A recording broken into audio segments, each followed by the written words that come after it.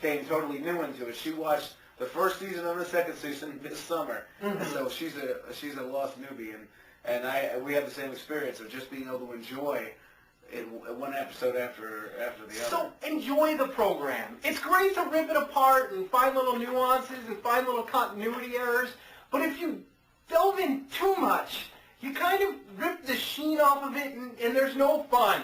It's a great show to rip apart, discuss theories on, and all that other kind of stuff. But make sure you're still having fun and you're not ripping it apart simply to find, oh, they made a mistake.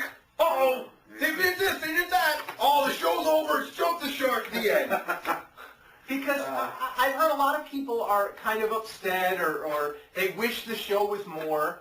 They're not just going to give you a smorgasbord of answers. You know, they're going to leave some answers totally never answered that you'll be able to speculate left and write fan fiction about and all other kind of stuff.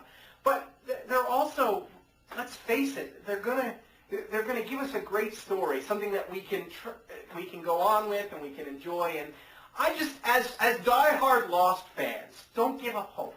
No. Just remember that now they'll have to start answering the questions if they really want to get through 6 seasons. We are at almost the midway mark of the show. If it is exactly 6 seasons, midway mark. If it's only 5 seasons, we're getting close to the end. That's right. So I heard that the producer said that they've only have a 5-year story arc, and right. And then after that, if and ABC wants to renew it, they don't even bother watching it. Yeah, don't bother watching season 7. Come back for season 8. So I think that. Like, I'll use another one of our favorite shows, I would say, The X-Files, as a great example of a show that jumped the shark. The X-Files jumped the shark when they got rid of, when David Duchovny and Gillian Anderson both said, we don't want to be on the show anymore, and they brought in Terminator 2 and Annabeth Gish. I mean, come on. I mean, it was just it was a great show, and then it was just kind of like, last episode, let's jam them in there to kind of end the show. I also think the moment those two got together and they started playing with the will they or won't they, it was a much better show when there was no sexual tension and people just envisioned it, invented it. So anyway, let's get on to some feedback from the last couple of shows. We've got a ton. Look at this. This is what we go through on our daily lives. And we're happy. This was from Just Sue on the message board. I think Yes. you printed this up. Yes. Did you want to read it? Sure, why not? Okay. Just Sue. Okay.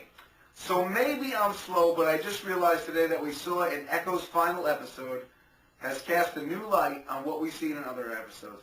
I'm particularly thinking of Shannon and her demise. Here she was seeing Walt, and here and there, and he'd always hold his finger to his lips until one day when he led her on a chase that ended her death. For a while I was thinking Walt had somehow projected himself, and this was reinforced in my mind when Miss Clue asked Michael if Walt had ever appeared somewhere he wasn't supposed to be. Then Echo sees this little boy in the woods, and what does the boy do? He puts his finger to his lips. We later realized these are illusions created by the island, probably the smoke monster, perhaps through the smoke creature. Oh, that's what she just said.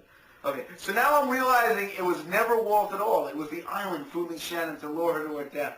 It created all the whispers to put Anna on edge and ready to shoot, then lead Shannon right to her.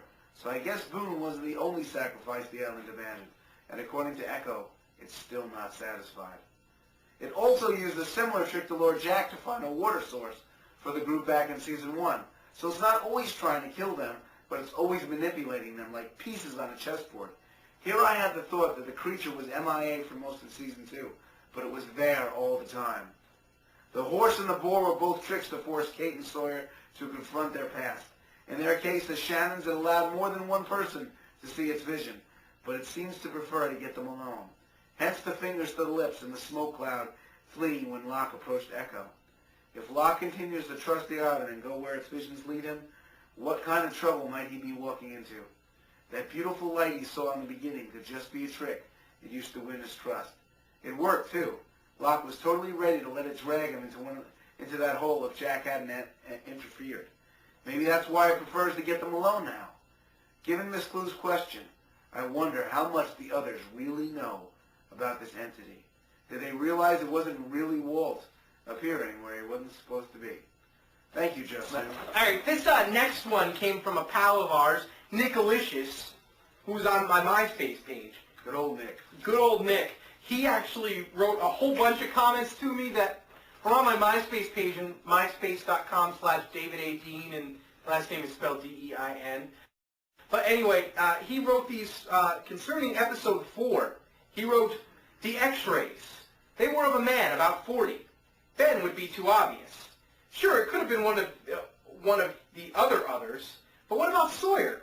They made a fairly big deal over his age in Every Man for Himself when Ben asked. He lied, he's 35. About 40. Maybe the writers threw in Sawyer's lie about his age as a hint. How did they get the X-rays? They had Sawyer out for who knows how long when they put doubt in him.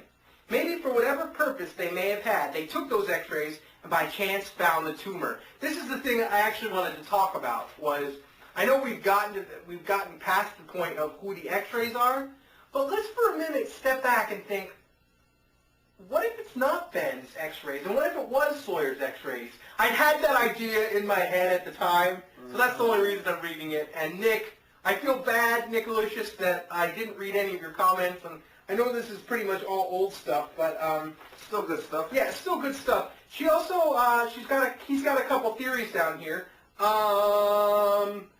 Son's baby is Jin's. The island healed Jin of his infertility, and Son conceived. That's one of his theories. Desmond in the vision that Desmond was the pilot. He thinks that Hurley. Okay, let me go back. This is dealing with the vision in the smokehouse. The airport, yeah. Yeah, the airport vision that John Locke had. Desmond was the pilot, I think, in the vision. Hurley was the gate agent. So maybe this means Hurley will be Desmond's right-hand man from now on after he saw the little lightning rod ordeal. And then the real Sawyer is Locke's father. That is my favorite theory. Yes, I love that. In the entire world. It's on Lostpedia if you go there, that Locke's father is the real Sawyer. The one that Sawyer's been looking for this whole time is Locke's dad. That's intense. Which I just think is amazing if it's true. Yeah. That is a great twist. If they want to get to that, that would be great. That'd be awesome. During episode 5, during the podcast, Dave, you said that the monster sounds like the Hatch.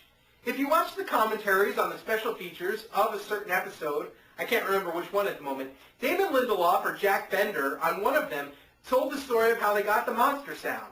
Jack took a trip to New York City and took the sound from a taxi receipt machine. Just thought I'd let you know. That just sounds too weird to be a taxi receipt machine. Yeah. So here's some more of Nicolicious' thoughts on death. Yeah, these are really good, Nick. Thought I'd share my lost thoughts on death. The island takes those who have overcome their problems and are at peace with themselves.